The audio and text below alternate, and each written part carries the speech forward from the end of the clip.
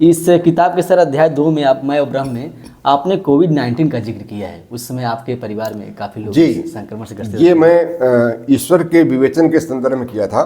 जी मेरा मानना है, और जो भी व्यक्ति ईश्वर के प्रति आसक्त है, ईश्वर में आस्थावान है, उसे यह समझना चाहिए कि ईश्वर है या नहीं है, इस पर हमें बहस करने की आवश्यकता नहीं है। ईश्वर हमारे लिए आवश्यक है। हम ईश्वर के बिना नहीं रह सकते हैं। जी हम अपनी समस्त समस्याओं का समाधान ईश्वर में तलाशते हैं। हमारी ये मनोवैज्ञानिक प्रवृत्ति है। जी जी हम पहले तो प्रयास करते हैं कि किसी भी समस्या का समाधान हम सामान्य रूप से कर लें, किंतु अंत में थक हार जाते हैं, तब हम एकांत में ईश्वर का स्मरण करते हैं, और कभी कभी ऐसा होता है कि हमें इसका समाधान मिल भी जाता है। तो ईश्वर हमारे लिए मनोवैज्ञानिक रूप से आवश्यक है। इसी संदर्भ में मैंने उस घटना का जिक्र किया था। जी जी कि मैं ईश्वर से हमेशा कहा करता था कि प्रभु, मैं नहीं जानता कि आप हैं कि नहीं हैं, बिल्कुल। मैं नहीं जानता कि आपकी पूजा की जा सकती है कि नहीं की जा सकती है, मैं नहीं जानता कि आप पूजा करने पर प्रसन्न होते हैं या गाली देने पर नाराज होते हैं, किंतु हम मनोवैज्ञानिक रूप से यह महसूस करते हैं कि आप हमारी संकट में सहायता करेंगे।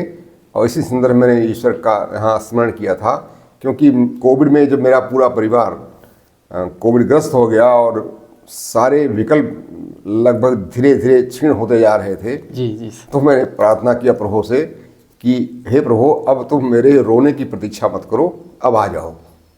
जी मैंने उसका जो पूरी रचना है अपनी किताब में लिखा, आप उसको पढ़िएगा तो।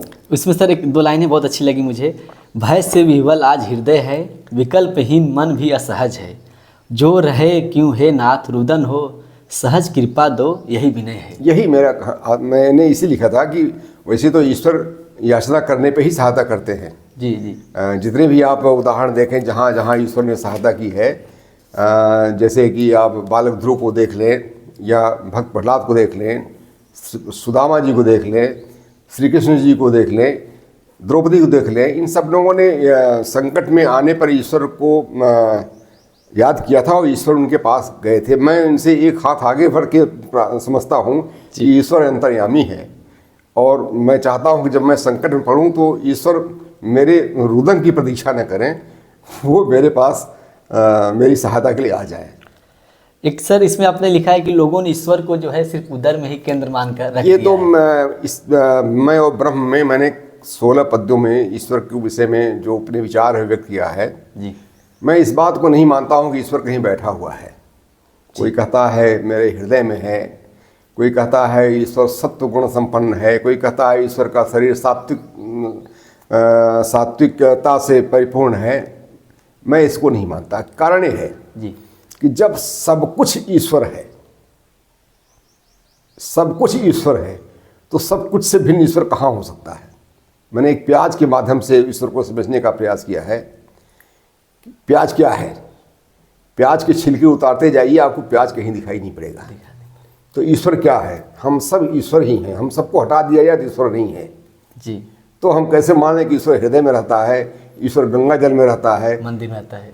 आखिर में जब गंगा जल में ईश्वर रहता है, ठीक है, कीचड़ भी तो ईश्वर नहीं बनाया है, अशुभ भी तो ईश्वर नहीं बनाया है, दुष्टों को भी ईश्वर ने बनाया है।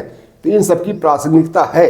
हमारे लिए कीचड़ प्रासंगिक नहीं है, हमारे लिए सांप प्रासंगिक नहीं है, हमारे लिए डाकू प्रासंगिक नहीं है, मगर कहीं न कहीं उनकी प्रासंगिकता है, तभी तो बने हुए हैं। जी तो इस पूरे सृष्टि प्रक्रिया में जो कुछ भी है उन सबको समझने के लिए हमारी बुद्धि छोटी है, क्योंकि इतना हमें विश्वास होना चाहिए कि जो कुछ भी है, यदि है तो उसकी प्रासंगिकता अवश्य है। अप्रासंगिक वस्तु एक क्षण के लिए भी नहीं रह सकती है। मैं इस संसार में तब तक हूँ जब तक मेरी प्रासंगिकता है। जिस दिन मेरी प्रासंगिकता समाप्त हो जाएगी, मैं इस पर शरीर को छोड़ के चला जाऊँगा। इसके लिए सर आपने दो लाइनें बहुत अच्छी लिखी हैं, मुझे बहुत अच्छा लगा। वह जगह बता दे हे नाथ, जहाँ समझूं मैं तेरा न होना, पर शास्त्री यही तो कहते हैं सब कुछ का है तुमसे होना। जी, ये उसी संदर्भ में मैंने लिखा है जी कि सर्वम खल्विदं ब्रह्म। जब सब कुछ ब्रह्म है तो कौन सी जगह है जहाँ ब्रह्म नहीं है, या वो कौन सा है जो ब्रह्म नहीं है। इसी संदर्भ में मैंने इस पद्य को लिखा था। एक सर रहता है कि जो लोग जैसे ज़्यादातर अब गांव में लोग जाते हैं मंदिर में तो किसी कृपा प्रसाद मांग लेते हैं, गुरुजी मुझे बच्चा दे दीजिए या नौकरी दे दीजिए। इनके संदर्भ में आप क्या कहना चाहते हैं? देखिए एक जो सामान्य जाता है, अब ये एक व्यवहार की चीज़ है, इसको ऐसा नहीं करना चाहिए, क्योंकि किसी के मांगने से कुछ मिलता नहीं है और किसी के देने से कुछ कोई प्राप्त नहीं कर सकता है। ये सब इन सब के लिए आदमी को सीधे सीधे वैज्ञानिक कारण इनका ढूंढना चाहिए जी।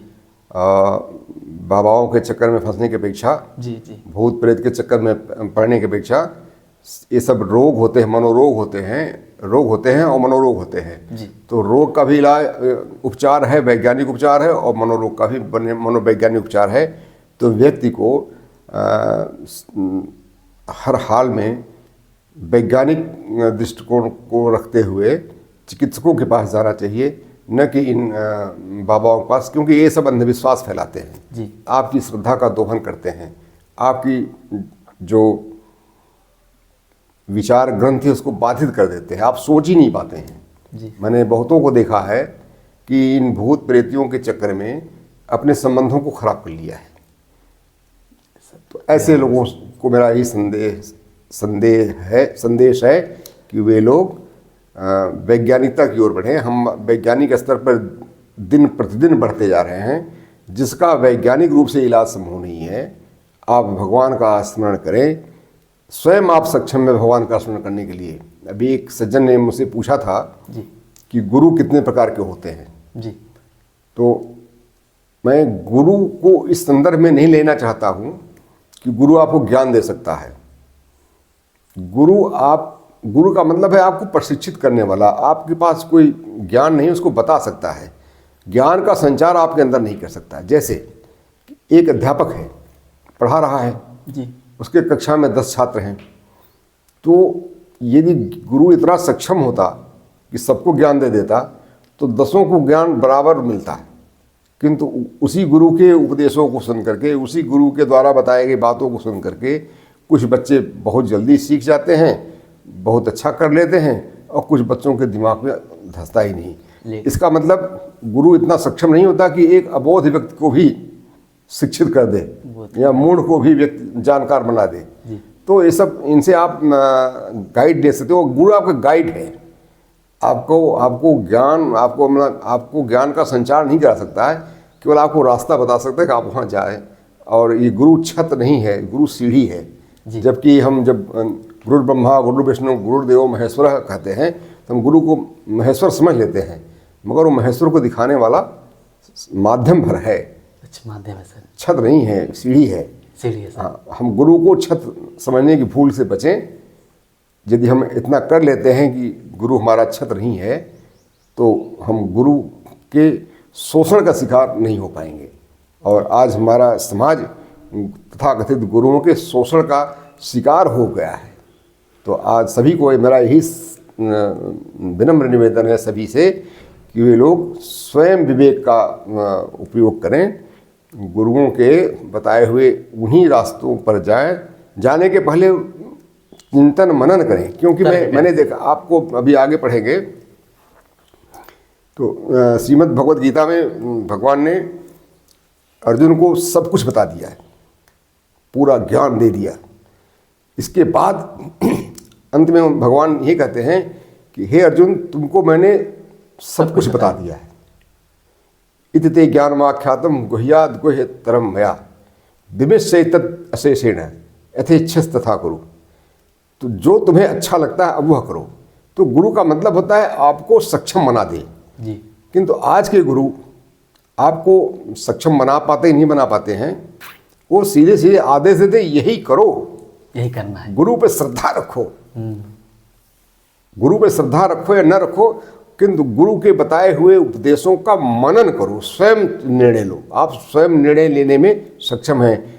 जैसे श्रीमद् भागवत गीता में भगवान ने दोनों बातें बताई हैं, जीवन को भी अच्छी तरह समझाया है और जीवन को समझाते हुए यही समझाया है कि जीवन निरंतर है, निरंतर गतिशील है, अंतहीन है। और दूसरी तरफ ये भी समझाया था कि आप ये करेंगे तो मैं आपको मुक्त कर दूंगा। अब ये तो निर्णय लेना था अर्जुन को। कौन सा निर्णय? अर्जुन ने कृष्ण ने ये नहीं कहा है कि तुम मुक्ति साधना में लग जाओ। श्री कृष्ण ने कहा कि तुमको मैंने सारी बातें बता दी है, अब जो तुम चाहो वो निर्णय लो। उनके ऊपर डिपेंड करता है। तो चूंकि अर्जुन पूर्वाग्रह शून्य होकर के भगवान श्री कृष्ण की बातों को सुन रहे थे, तो ऐसे में उन्होंने स्वयं विमर्श किया, स्वयं से विमर्श किया। चिंतन। और जब उन्होंने स्वयं से विमर्श किया तो उन्होंने आश्वासन दिया कृष्ण को कि नष्टो मोह स्मृतिर्लब्धा तत्प्रसादान मया च्युत स्थितोस्मि गत संदेह करिष्ये वचनम त्वया।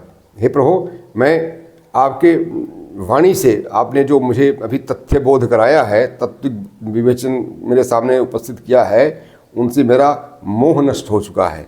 मोह किस बात का था? जब तक उन्हें ज्ञान नहीं था कि ये जो हमारे सैनिक समक्ष उपस्थित हैं, उनको मारने से मुझे पाप लगेगा, इसका मोह था, इसका भय था, वो मेरा मोह खत्म हो गया है।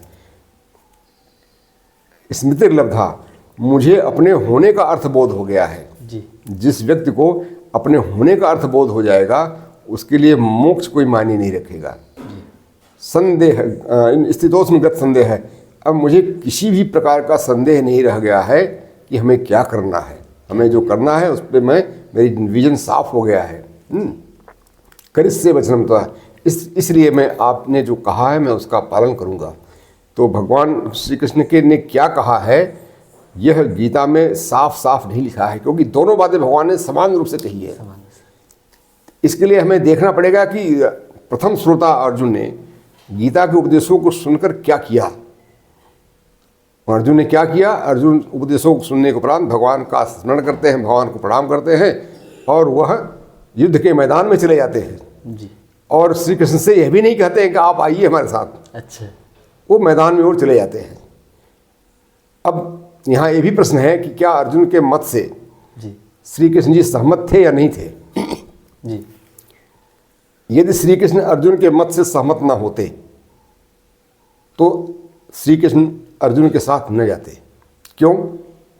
क्योंकि श्री कृष्ण अर्जुन के हर बात से आवश्यक नहीं था कि सहमत होते।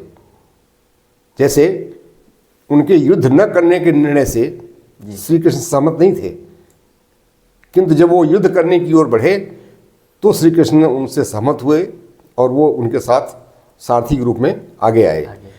ये घटना ही बताती है कि श्रीमद् भगवद गीता का विवेच्य विषय जीवन की अंतहीनता है और जीवन की अंतहीनता के लिए नियत कर्म अपरिहार्य है। नियत कर्म का कोई विकल्प नहीं है। बहुत बहुत धन्यवाद गुरु जी, आपने इतना वक्त दिया और आशा करता हूँ, एक तवक्को करता हूँ कि ये जो अभी वीडियो हुआ है, रिकॉर्डिंग हुआ है, ये बोधगम्य में साबित होगा। आप समाज में और अपने माता पिता के साथ इस वीडियो को देखें और ज़्यादा से ज़्यादा लाभ उठाएं। और अच्छा लगे तो और कुछ भी आप प्रश्न पूछना चाहते हैं तो कमेंट बॉक्स में ज़रूर लिखें, ताकि गुरुजी उन प्रश्नों का सरल और सहज जवाब दे सकें। तो इन्हीं वीडियो के साथ जो है विदा लेते हैं। लक्ष्मण जी, मैं आपको आप अपना वीडियो समाप्त करें इसके पहले मैं आपको धन्यवाद देना चाहता हूँ, आपका आभार व्यक्त करना चाहता हूँ कि आपने इन प्रश्नों को मुझसे पूछा और मेरी किताब में इन सारे प्रश्नों का उत्तर है। जी जी सर। और मैं समझता हूँ कि जीवन के प्रति एक स्पष्ट दृष्टिकोण इसमें दिया हुआ है। आज हम सब भटकाव की स्थिति में हैं जी। हमें अपने लक्ष्य को पुनर्निर्धारित करने की आवश्यकता है। मैं पुनर्निर्धारित शब्द इसलिए बोल रहा हूँ क्योंकि हमारा आरंभिक जीवन वो जीवन को मूल्यवान समझता था जी। व्याख्या ले स्तर पे आकर के जीवन को हेय और तुच्छ समझा जाने लगा जी। और जब हमने जीवन को हेय और तुच्छ समझने के उपक्रम में अपने को आगे बढ़ाया, तब हम वैज्ञानिक सोच से दूर हो गए, तब हम सांसारिक अभिरुचियों से दूर हो गए। ये संसार सुखमय है, शुभमय है, आनंदमय है। यह संसार ही है जिसमें कांटों पर भी फूल खिलते हैं। जी जी बिल्कुल सर। फूल और कांटे एक साथ रहते हैं, एक वृक्ष में रहते हैं।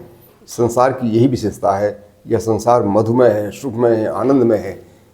इस यहाँ सुख है, दुख है, सब है। सब कुछ। आप न सुख को इग्नोर कर सकते हैं, न दुख को हटा सकते हैं। आपको इन सुख और दुख को के साथ रहते हुए जीवन यापन करना है। जीवन महत्वपूर्ण है जी। धन्यवाद आप सभी को। मुझे विश्वास है कि आपको ये मेरा साक्षात्कार अच्छा लगा होगा, और यदि वो अच्छा लगा हो तो आप वीडियो के माध्यम दिए गए लिंक पर अपनी व्यक्तियों को व्यक्त करें, और जो भी प्रश्न पूछना हो आप उस लिंक से मुझसे संपर्क कर सकते हैं। एक बार पुनः आप सबको धन्यवाद। जी धन्यवाद।